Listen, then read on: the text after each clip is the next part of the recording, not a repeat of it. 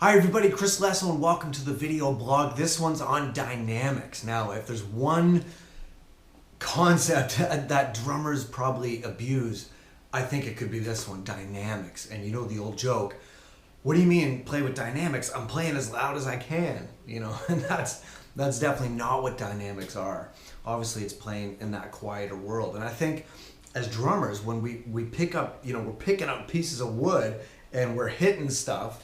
So I think the obvious thing to do is to play loudly. I remember when I was, a kid and I got my very first drum set and, my cymbals and stuff, and I would just come home and just hit them and then run back outside. I was just blown away by the power and the force that it generated. It just made my chest shake. It was incredible. I loved it. That's one of the most awesome things about drums. But, that reckless abandon, it's almost like driving, a Ferrari or riding a wild horse.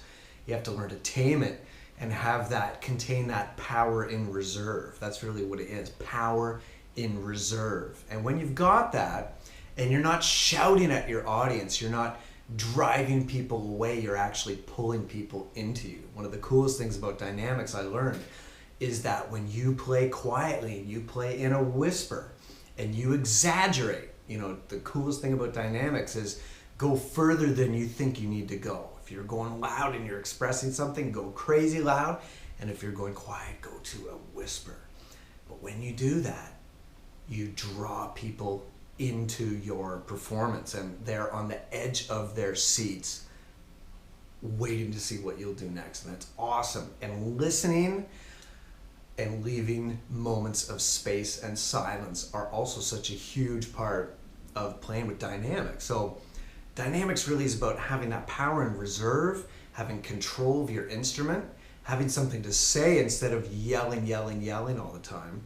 And having that power in reserve is so important. And dynamics really is about playing with complete passion. And that's what dynamics really means to me. It's playing with emotion and passion and getting your audience to feel something. I mean, drums is a communication instrument. So this is all about, transmitting an idea and a feeling to your audience.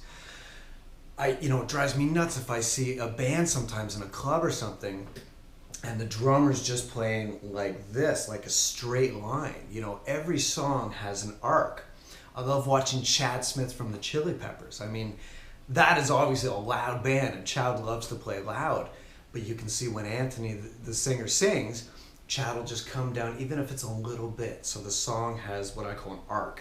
Whether the arc is subtle or whether it's, huge dips and peaks and valleys, it's got those dynamics. He's a fantastic listener and he's reacting to his bandmates and not just, spewing out volume all night.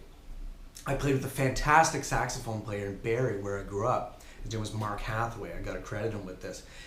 And I remember playing with him. It was probably one of those wild, reckless abandon nights, just playing. And he said this thing to me. I think he meant it in a respectful, nice way. But he said, playing loud constantly is, someone that it's almost a substitute for having no ideas. Just someone that plays every idea to the maximum volume. It's kind of someone that doesn't have a lot to say. And that really struck me. I went, man, I gotta, really think about how my ideas are coming across and not just kind of shouting everything. And, I love watching the players from New York City because, or any big city, I guess, where the players and musicians are just packed in, like, you're playing like this and the bass player's like here and he's playing here. And sometimes these gigs, people are so jam-packed. And so you have these players that can play with burning intensity and passion, but at a quiet volume. Ian Froman is a guy. Mark Juliana is a player. There's so many other players. And they're playing with burning intensity and passion and energy, but doing it at a quiet, pianissimo level, just burning and smoldering, and it's amazing. One thing about hitting the drums really hard is that you choke them. That's one thing I think some younger players don't understand, and it took me a while to learn too. It's like when you're smacking them, you're just smacking the hell out of the drums. they can actually sound thin, which is kind of an oxymoron, but they sound really thin and you know, brittle and weak. Whereas you have a player that's, like we talked about that Ferrari and that, you know, taming that wild horse, power in reserve. They're playing and they've got control over their instrument. They're not giving all they got all the time, or rather they're giving all they have, but in a controlled way in dynamics. It comes across as massive and huge, and the drums can sound just enormous. John Bonham is a guy who really epitomizes this. When you watch him in his wild abandon days, when he started out, he was almost going into the caveman, you know, kind of thing, and he was playing just crazy, head flailing and hair flying all around. I wish I had hair that could flail around, but anyway, you get the point. And then later on, as Zeppelin progressed, which was about 10 years, you saw Bonham learn to get a bigger sound, but with less energy. So it was more economy of motion. He was more in control of his dynamics. So practice the pianissimo, practice the quiet dynamics. That's really where it's at, because if you can control that, then you jump up to your loud, enormous dynamics. They're gonna have more meaning and grab your audience, and you want them to be on the edge of their seat and feel something and want to be dying to hear what your next idea is. Here's a couple ideas for practicing quietly. I learned this one from Cindy Blackman. She had said that in New York City, in her apartment, she practiced playing really quietly, just at a whisper, playing different ideas, you know, going around the kit. And whenever it got to be kind of too loud and the volume got up and she forgot about playing quietly, the phone would ring, and that was the noise complaint.